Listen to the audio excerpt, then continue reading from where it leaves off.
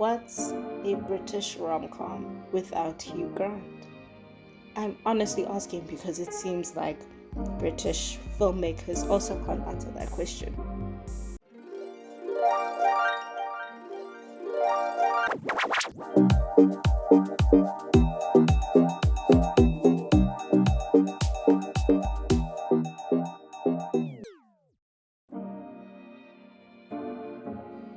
Hello, lovers, and happy festive season to you all.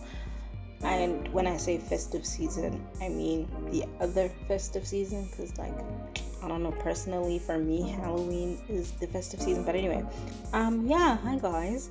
It's not a jolly festive season. I can't really be like jolly holly jolly, I mean, I haven't really enjoyed Christmas since about 2009, but now we're really not enjoying Christmas, you know what I mean?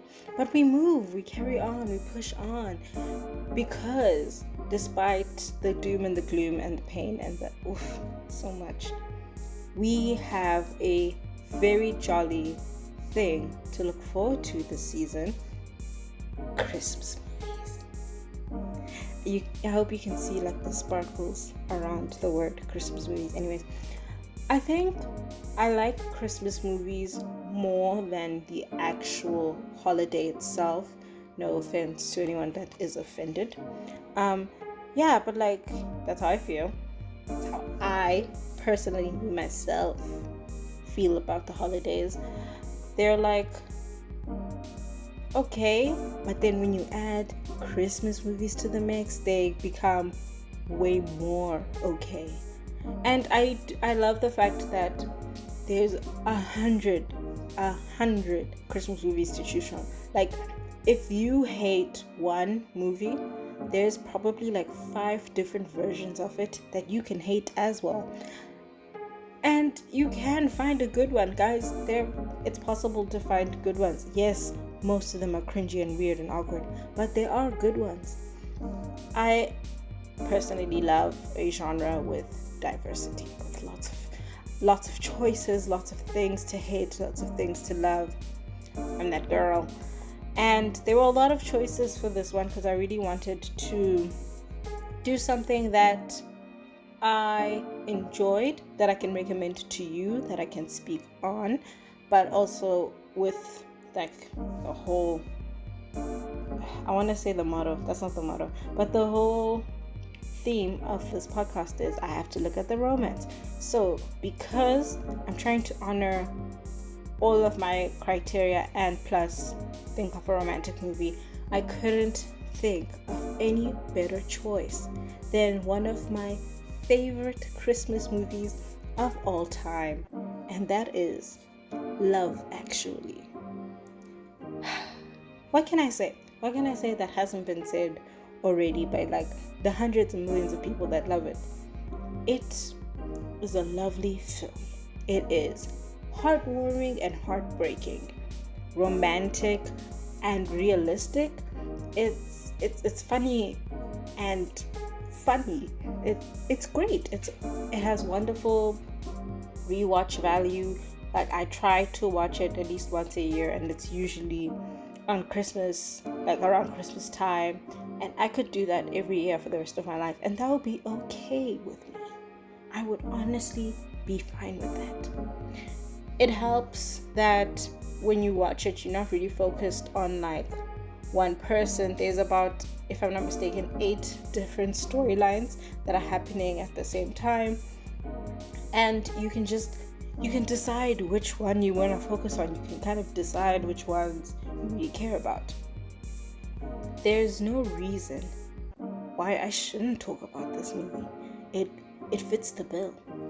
Unfortunately, time restraints, and also me personally, I don't want to talk for that long about 6 different couples because the time doesn't exist. I don't think the energy within me exists anymore.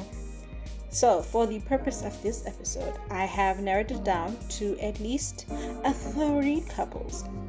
I couldn't talk about the kids because guys, what would I say? What the hell would I say?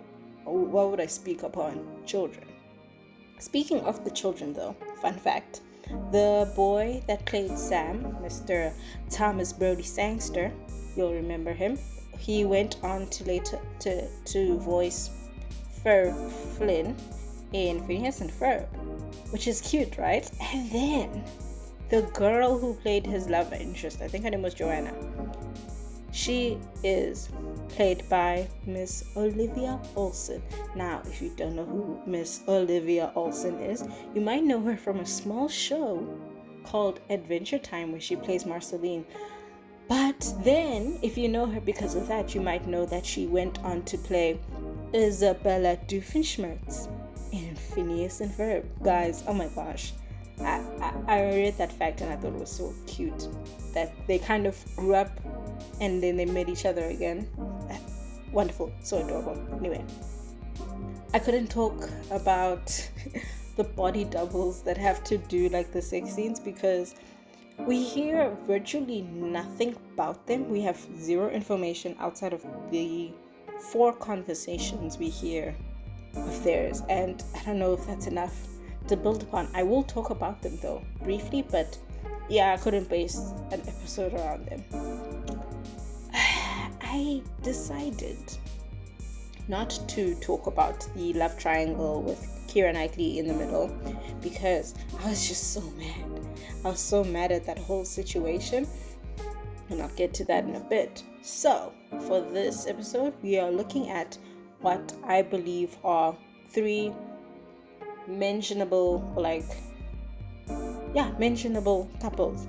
We have the Prime Minister, David and Natalie, Karen and Harry, plus Mia.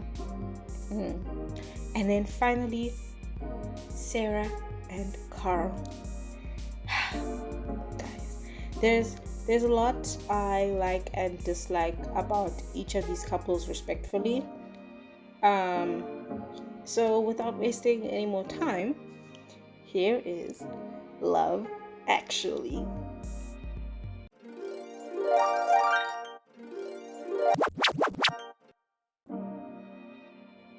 This wonderful film was written and directed by Richard Curtis. Mr. Curtis has, why am I saying the name really?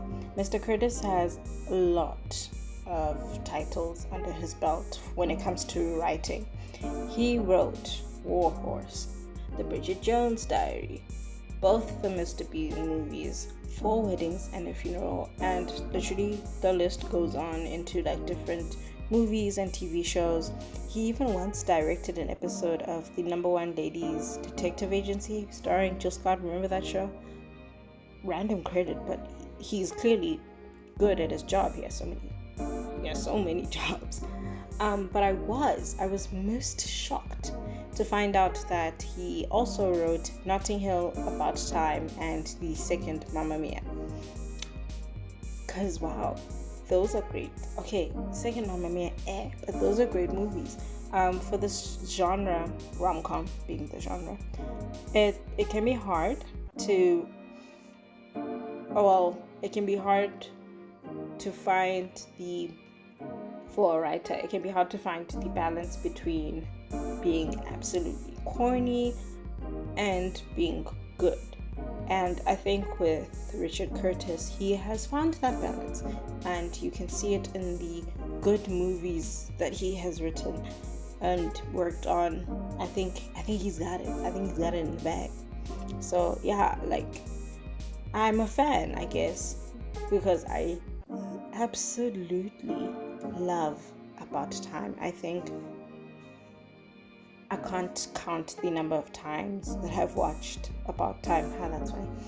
So yeah, there's not a lot to say about the rest of the production. Like, I can't really comment on the shots, and the music is good, but it's like not noteworthy either. It's not bad, it was just good, and that's fine because it gave me like the chance to focus on what was actually happening, which brings us to the cast. Now, if you have ever seen the poster of this film, or maybe like you've gone through the cast yourself, you will know that this cast is A, huge, and B, it's huge with a lot of notable names, a lot of notable people. When I was pitching this movie to my friends to watch, I said, okay, think about every English actor you know, they're in this movie. And it's an exaggeration, yes, but when we were watching it, they really did spend the movie being shocked every 10 minutes or so about like who's there. Like, you spend the movie recreating that Leonardo DiCaprio meme where he's like sitting on the couch and then he's like, hey, is that? Yes. I promise you, when you watch it, it'll be, yes, that is who you think it is. But anyway, our first couple, we have Martine McCutcheon as Natalie and Hugh Grant as the Prime Minister David. I don't know what his surname is, so I just have to keep saying Prime Minister David. And let's ask ourselves, what's a British rom-com without Hugh Grant? I'm honestly asking because it seems like British filmmakers also can't answer that question. And I don't mind, he's good. Martine is also great, but like Hugh Grant been in the game. They love using him and I get it. Our second couple slash throuple, is it a throuple if it's an affair? Anyway, we have Dame Emma Thompson as Karen, the late great Alan Rickman as Harry, and Heike Makach, I'm so sorry, she's German, as Mia. Now, you might have heard it in my voice, but I truly adore Emma Thompson. Like, I love her. I've loved her since Nanny McPhee days. She just feels like one of those people that's been a big part of my childhood. Love her. R.I.P.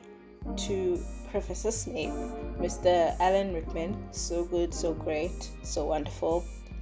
Love him too.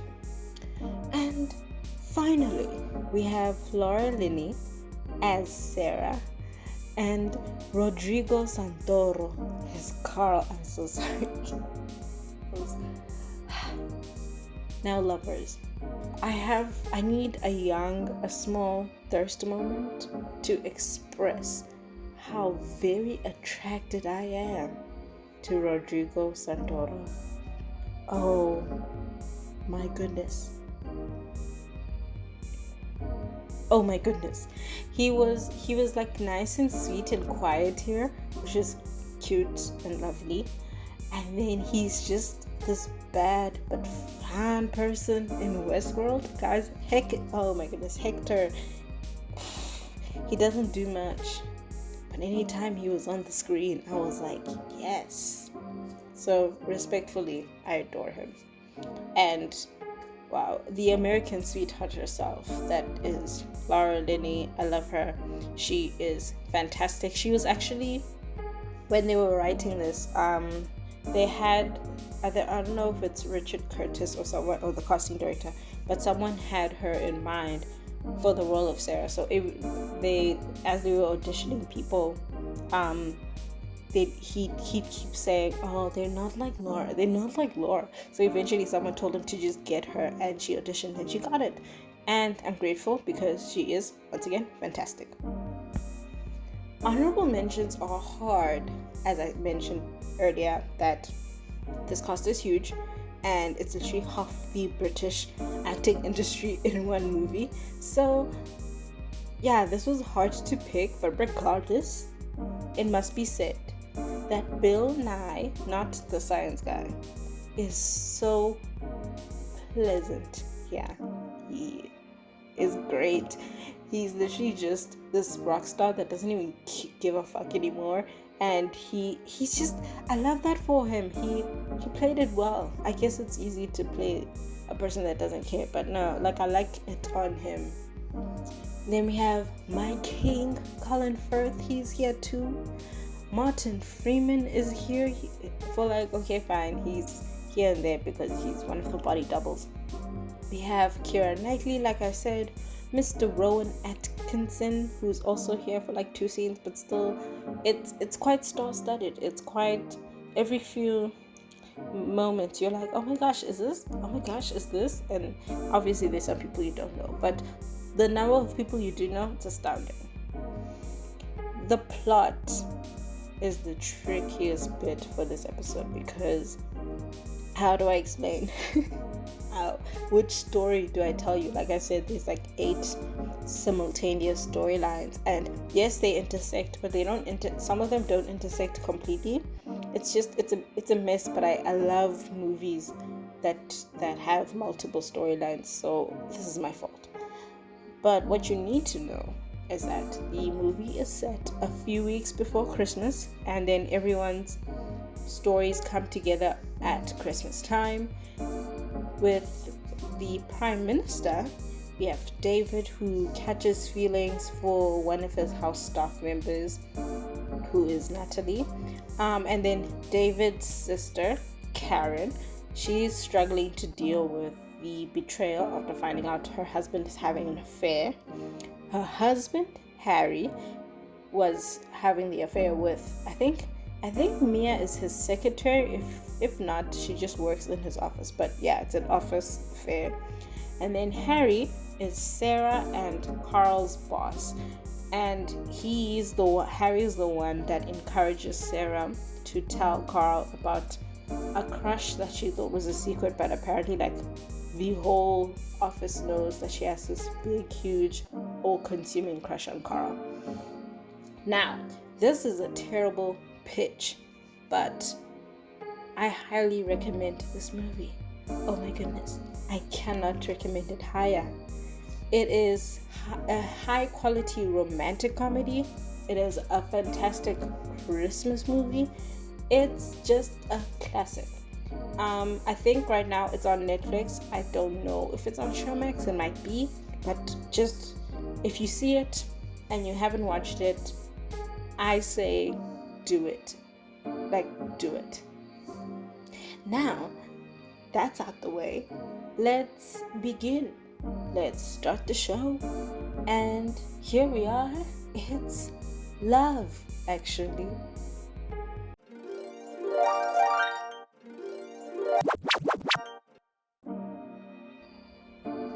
We begin with the relationship that I guess is the most complex or the most complicated, because it wasn't really work appropriate. Not to say that what Harry and Mia were doing was also work appropriate, but yeah, we're talking about Natalie and David.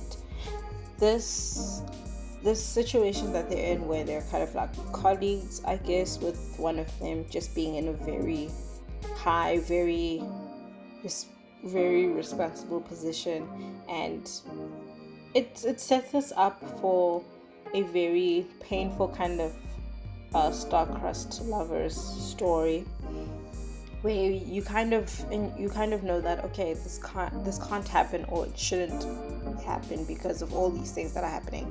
And that was really sad for me, because I liked these two so good for each other. They're so awkward around each other. They had this wonderful, I say wonderful for me as the viewer that was watching it, but for them, I guess it was terribly awkward. They had this terribly awkward meet cute that kind of is the staple of rom-coms. And also a reason why I love them is that Natalie is so adorable. She's just this awkward, lovable lady that she honestly wasn't even checking for David like that. Like I'm sorry that I said checking for, how old am I? But she wasn't there with those intentions. She was just like going to work every day, and then she was just being herself as well. And I think the personality that she has, forgive me for what I'm about to say, Natalie is real. You know what I mean? Like I don't know if it's the blunt, bumbling honesty that she usually portrays, but she's real. She felt like a real person, and it's nice to see like a real person kind of be, I don't know, sought after. Yeah, it's just a shame. It's just such a shame that she wasn't being appreciated. She wasn't being appreciated in her other relationships, and that kind of sets the tone for how Mr. Prime Minister shoots a shot. And it's a weird way to meet someone, I will say. Like you said, not just at work, but working for someone that is the leader of your country. And if this was a South African story, this would have ended very differently. But I'm not there, and I'm not gonna focus on that. So yeah, enter Mr. David, Mr. Wonderful Hugh Grant, rom-com king. And I don't wanna applaud fish for swimming or like politicians for doing what they're meant to do. However, I appreciate that even though it was quite kind of clear in the beginning how David felt, I appreciate that he didn't fully act upon his feelings. He held off for quite some time, maybe until 3/4 into the movie. He really just tried to bottle it up, and it's good that he did that for work purposes. And it's an unfortunate setting to be a part of, because these two people clearly work together side by side, and also just personality wise, it's there, like connection, chemistry, all the C's. They're there with these two. Everything that Natalie is, David is too, with just an extra ounce of awkward. It's just so much awkward energy between the two of them, but it's so cute.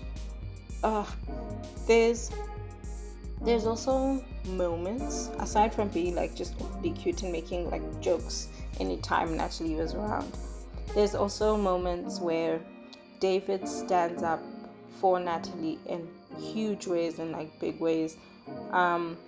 That scene where he stands up to the American president and also kind of flips off America at the same time. And besides that being like the British wet dream, that was the perfect example of him showing up for her in a huge way. But like it's a great example of what the effort he was willing to go through when he goes door to door to find her. That effort, like Natalie deserved that, especially when you hear about the way she was being treated in past relationships, or you hear even guys, even the way people talked about her, the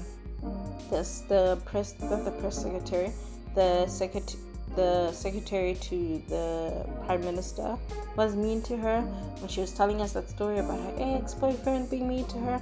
I think her family member said something mean about her as well, and I was just like, guys, damn, Natalie is so nice. Why would you guys treat her like this? And so I think it was very nice to see her getting that all back and a little bit more, despite that brief period where she thought she was fired. Kati, the man was just trying to like not do a bad thing. Yeah, no, man, I liked this. They could have done, I don't want to say a whole movie, but if the story focused more on them, I wouldn't mind, because it fits all the criteria of a good rom-com, with all the C's being ticked, with the awkward meet cute. Like, they really are the recipe for a good rom-com. I'm glad it didn't focus solely on them, but I'm glad also that we get this. And now on to the affair. I hate to call it that, but that's exactly what happened here. We are talking obviously about Karen, Harry, and Mia. Yeah, Harry had an affair, an in-office affair, and personally, guys, it felt like it was so easy to just not do that. You know what I mean? Like, from what we are shown, obviously we never see the bigger picture, and I'm always just assuming, from what we are shown, their relationship, their marriage doesn't seem that bad. In fact, actually no, it seemed good. There was no arguing between them at any point. They had good chemistry with each other, and also just even when they are amongst people, it was just good. And beyond all those other things, they seem to like each other. And, like, from the conversations and stuff, they seem to genuinely like each other as people. Like, Karen was holding down the fort, like, at home, and they got along pretty well anytime they were interacting. I mean, I'm listing all these things, and I understand that these might not be enough for people to stay married to someone or to even marry someone, and that's okay. But surely it should be enough to not ruin your marriage as well. You know what I mean? Like, surely you are in this enough to not. But then again, people will literally cheat for whatever. So yeah. But this particular situation, like, it just hit me sour, man. Like, to make matters worse, it felt like there were tons of opportunities for Harry to kind of call things off. So many chances for him to just be like, you know what, I don't want to do this anymore. There was at the office when Mia first kind of alludes that she wants him, which was, guys, it was so weird seeing someone lust after Professor Snape. Like, every time Mia would do something, I'd always be like, girl, I mean, if you like him, that's on you, that's cool, that's whatever. So that's the first chance he had to call it off. Didn't do it. At the office party where his wife was attending, when they were very publicly dancing together, seductively, could have called it off. He said, you know what? No. At the jeweler, when he was nearly caught buying that gold necklace, and not even then did it occur to him to stop. No, man. So many instances when he would have literally benefited from stopping, introspecting, and going, hey, maybe I shouldn't do this. That's all it took. Literally all it took. And because he never does that, for me, I never felt sorry for him. Like, near the end, he does get caught. And he gives this whack half apology where he essentially just goes, oh my gosh, I'm a fool, I'm an idiot, oh my goodness. And I'm like, yeah, you're all those things, and get out of my house. Like, I'm not going to suddenly feel bad for you because now at this moment you feel how silly you are, because you should have felt silly when Mr. Bean was trying to fill up that necklace box and it was taking 10 minutes. That's, you know, in that moment when he was waiting for it to be wrapped, something should have clicked back. No, man, let me go home. Nothing.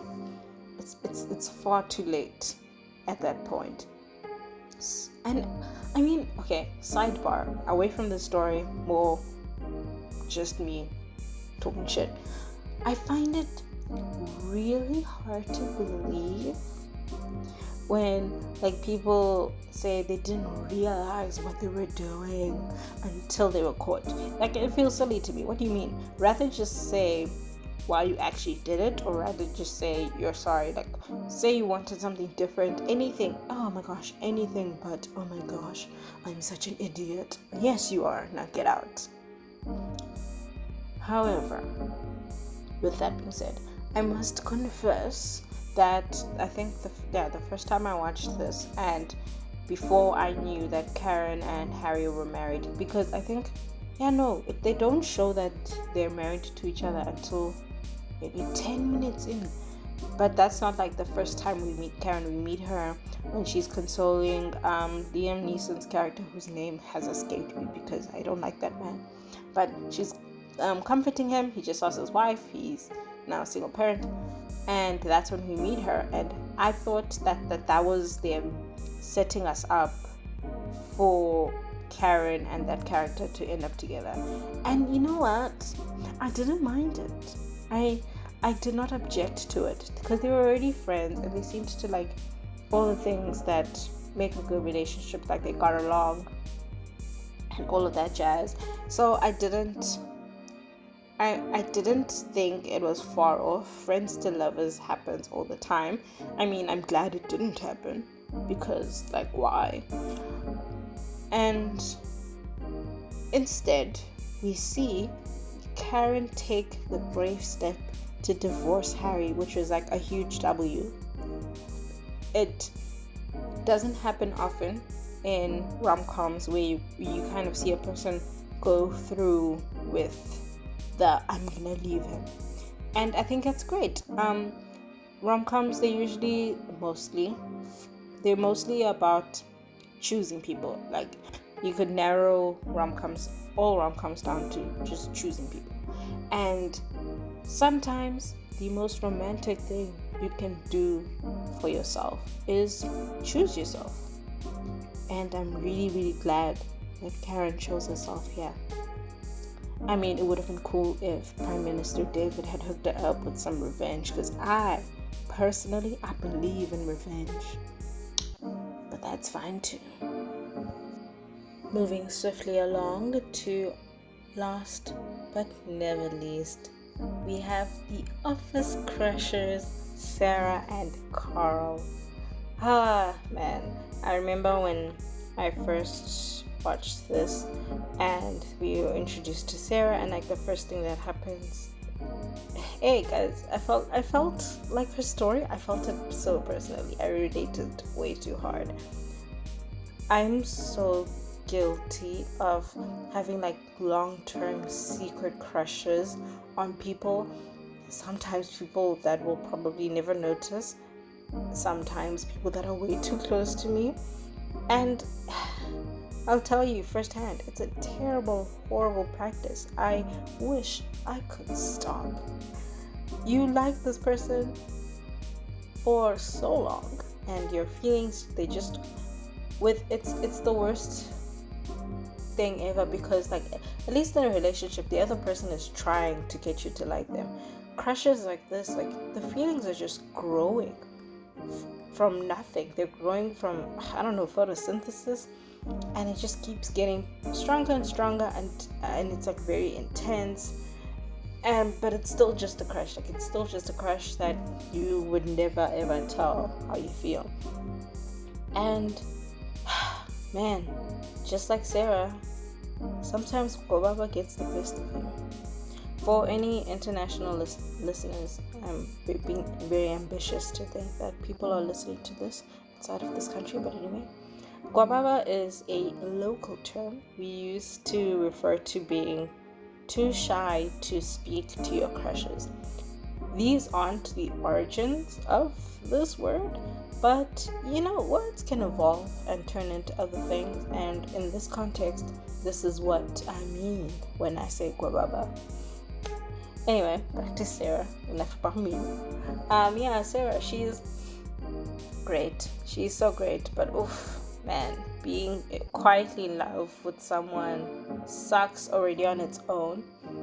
Being quietly in love and everyone around you knows about it, I think it has to suck twice as much.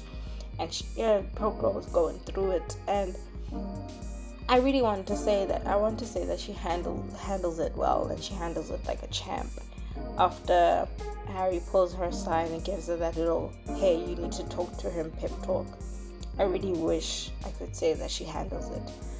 Oh, she did not. Understandably though, because wow, Carl is gorgeous. He's just such a gorgeous man.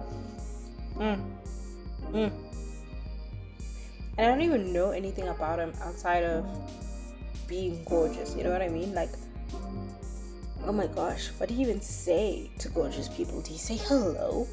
Sounds like a terrible idea to me. And there's a chance at success when Sarah gets her shot at the Christmas party, and you root for her, you get really excited. Then you get super excited because a step up from they always used to just say hi and bye at work and like ask each other about work. Anything outside of work basically didn't exist for them.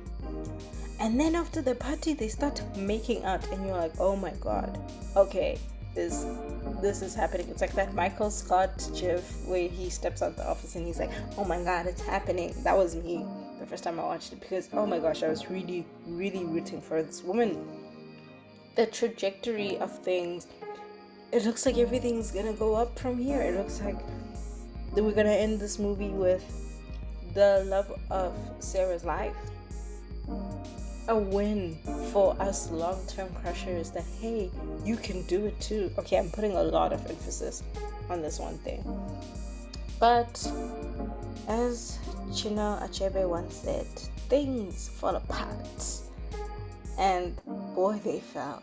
And I don't know if I'll ever forgive the writers for not letting Sarah at least have that.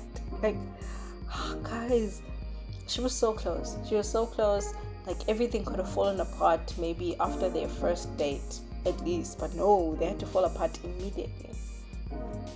And I mean, not to say that what happened shouldn't have happened, but I do feel like it didn't have to end that way. You know what I mean? Like, yes, Sarah is her brother's primary caregiver, and that will always be her priority, and that makes sense. Family is your priority. You mean to tell me Carl couldn't, like, work past that? Not even work past that. Like, they couldn't talk about it. They couldn't find a way for him to be supportive and also like get the girl. You know what I mean? Like, and it doesn't, maybe it's editing, maybe it's writing, but it doesn't feel like there weren't any signs of effort from him after that. Like, he wasn't even attempting to understand or be understanding. He didn't even like offer to go on a date later. Like, it could have been a very small gesture that led to something, but then the movie cuts before we see. That would have been way better than what happened, because what happened, Carl lost a lot of brownie points from me after that happened. I mean, he's still gorgeous Carl, sweet gorgeous Carl, but it left me sour a bit. Anything would have been better than going back to normal. Oh, that wasn't even normal. He was very awkward after that, and I think Sarah didn't deserve that for two reasons. She didn't deserve that because this was meant to be the love of her life, and she'd finally made it. And then she doesn't deserve it because, damn, she deserved an attempt. You can argue maybe she didn't deserve effort, you can argue anything else, but she deserved an attempt at trying to be better or trying to be understanding. And I'm glad this happens, because sometimes crushes don't work out. What am I saying? Sometimes. Most times crushes do. Actually, please reply below the link to the episode if your crushes ever worked out, because I'm starting to think these things never work out. But all in all, Sarah deserved effort, and I'm glad it ended this way, because not all crushes end this way, but she deserved effort at least.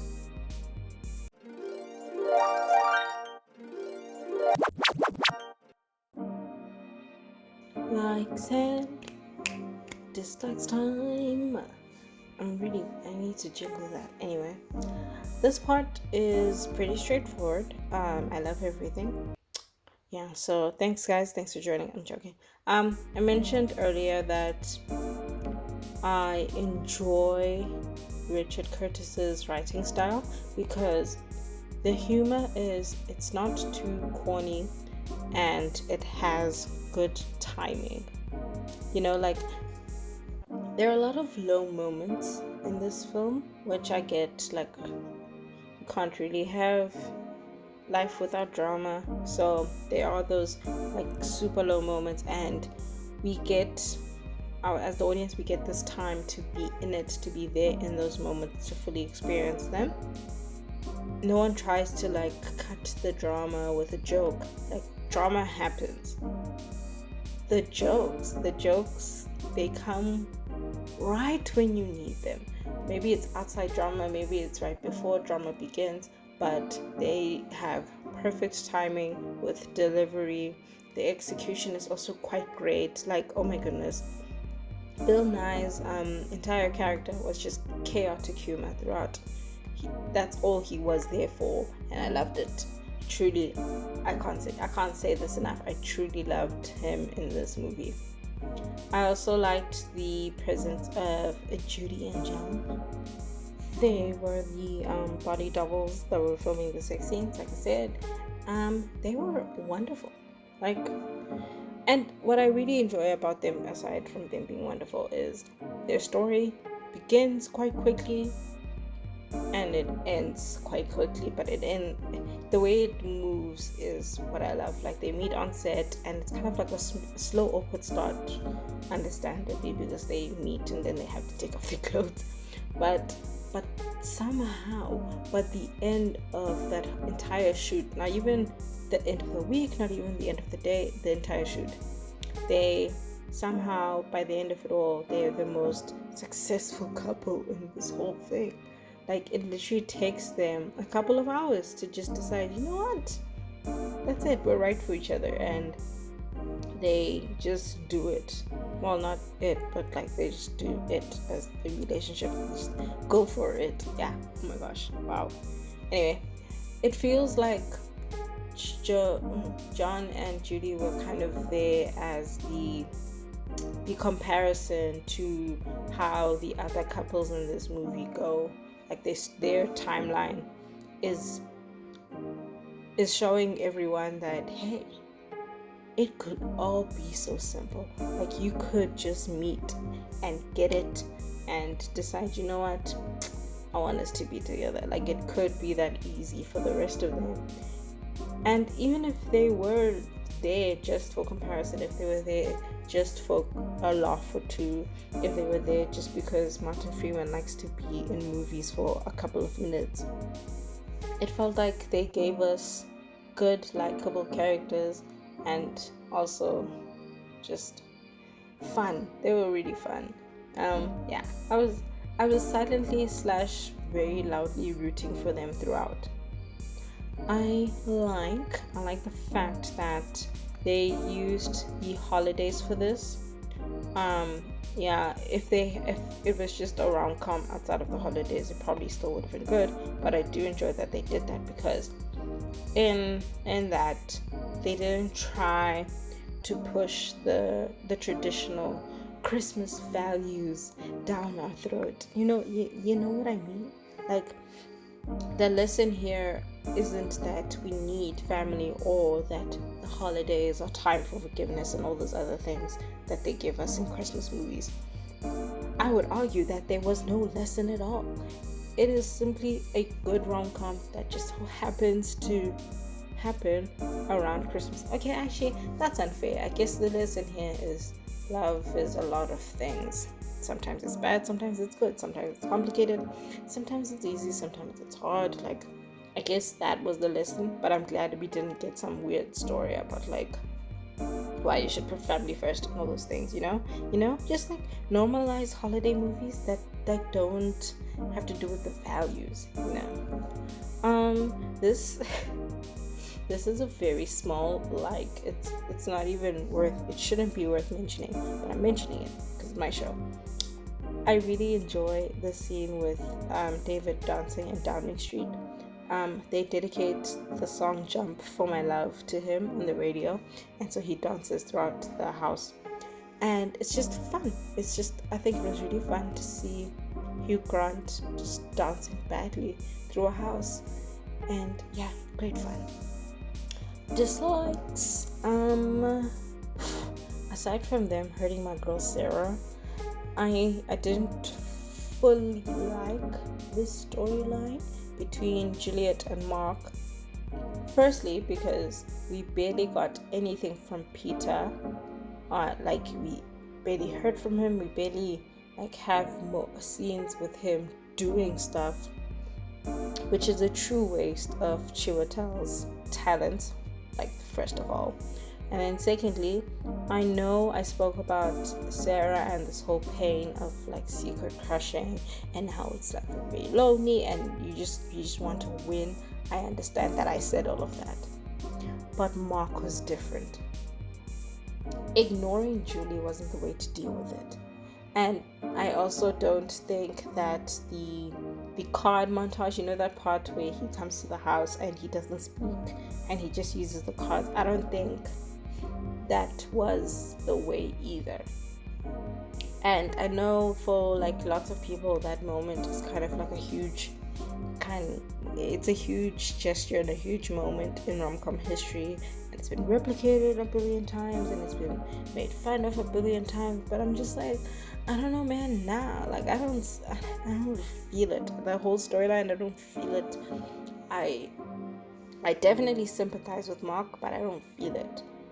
If I marry your best friend and you are currently or have been all your life, anything, if you're in love with me in any form, die with that secret. Bury it. Please. Otherwise, no, there's really not that much more I have against this classic.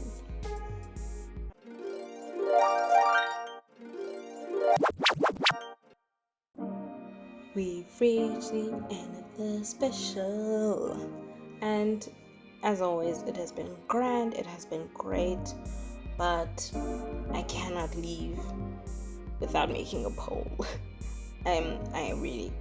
What kind of last episode of the year would it be if I didn't have a Who's Your Fave? And in this Love Actually edition, it was tough. There's not a lot of happily ever afters in this particular film, or if not happily ever afters, there's not a lot of couples that I think could even stand against each other. However, we do manage to get about 3 of those, and I wanted to refer to the 2 that I didn't really speak in depth about during the episode. We have Aurelia, the Portuguese maid that works at that house that Jamie lives at in Italy. I think they're in Italy. Yeah, they're in Italy. So we have Aurelia and Jamie versus our cutie wootsy all in a day body doubles Judy and John. Completely different relationships, completely different meetings, completely different time taken to get to where they get to, and yet somehow they literally have the same outcome. And I like both of them so much. I really liked Holland Firth in this movie because of Jamie. I'm struggling. So I love them. I'm struggling to pick one that I really like more than the other. But you viewers, you are way more decisive than me. You guys can make choices.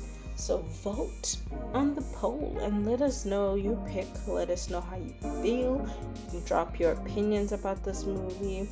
Any slander will not be tolerated, but I guess fine if you have slander away. Let us know any couples that I missed out on that you wish I had covered, any couples that you would like to speak on. Yeah, and aside from that, that's all from me. Thank you for joining us. Thank you for being with us throughout 2020. What a terrible, terrible time. I shall see you on the other side in 2021. I will ensure that season 3 starts next year. This is my sworn promise to you all. There will be no more pop-up episodes or surprises.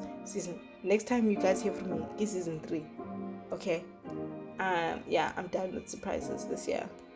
It's literally Christmas. Oh my gosh, Christmas is on Friday. Ugh. So yes, guys, this has been grand. This has been great. This has been lovely. Thank you all so much for giving me a chance to do something joyous for myself that somehow has brought other people joy.